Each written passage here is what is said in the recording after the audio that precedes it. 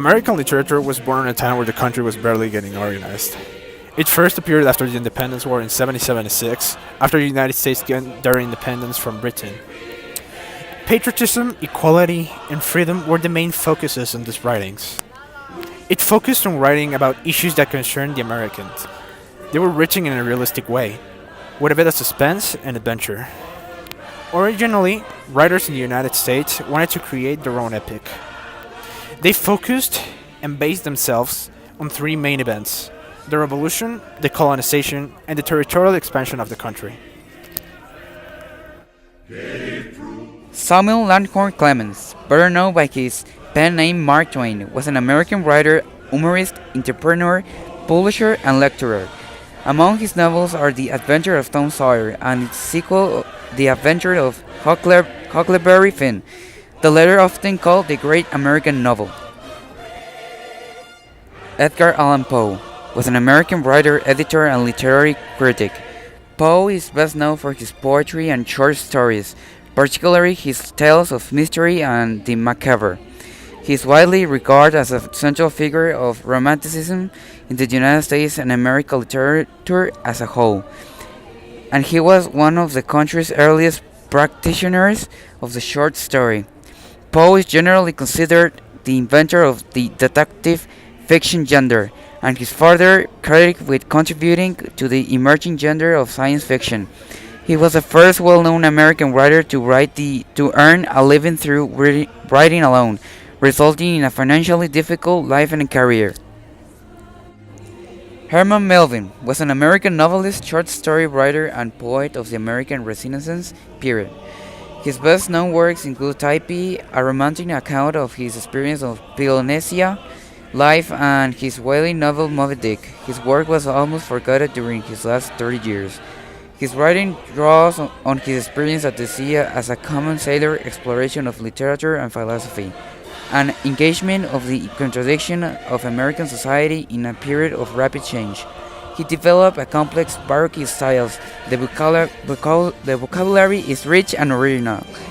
A strong sense of rhythm infuses the elaborate sentences. The imaginary is often mystical and ironic, and the abundance of allusion extends to biblical scripture, myth, philosophy, literature, and visual arts.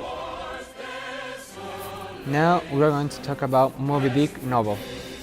In this book, we start with our intrepid narrator, a former school teacher called Ismael, who signs up as a sailor on a whaling voyage.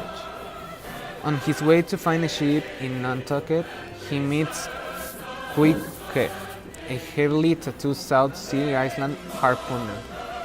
Ismael and Queequeg become best buddies and roommates almost immediately. Together, they sign up for a voyage on the Pequod, which is just about to start on a 3-year expedition to hunt sperm whales. On board the Pequod, Ismael meets the mates on Starbuck, Billy Stubb, and First Flash, and the other harpooners, Tashtigo and Dagu. The ship's commander, Captain Hap, remains secluded in his cabin and never shows himself to the crew. The mates organize the beginning of the voyage as though they were no captain.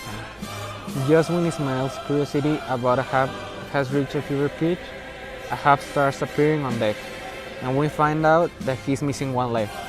When Starbuck asks if it was Moby Dick, the famous white whale, that took off his leg, Ahab admitted and forced the entire crew to swear that they will help him hunt Moby Dick to the ends of the earth and take revenge of his injury. They all swear. Over the course of more than a year, the ship travels across the Atlantic, around the southern tip of Africa, through the Indian Ocean, among the islands of Southeast Asia, into the Sea of Japan, and finally to the equator in the Pacific Ocean, Moby Dick's home start. Despite first mate Starbuck's misgiving and variety of bad omens, but Hap insists on continuing to pursue his single-minded revenge quest. Finally, just when we think the novel's going to end without ever seeing this famous white whale, Ahab sights him and the chase is on. For 3 days, Ahab pursues Moby Dick, sending whaling boat after whaling boat after him. only to see each one wrecked by the indomitable whale. Finally, at the end of the third day, the white whale attacks the ship itself, and the Peacock goes down with all hands. Even while his ship is sinking, Ahab in his whaling boat throws his harpoon at Moby Dick one last time.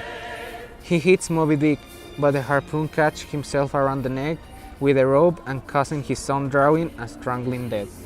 The only survivor of the destruction is Ismael, who lives to tell the tale.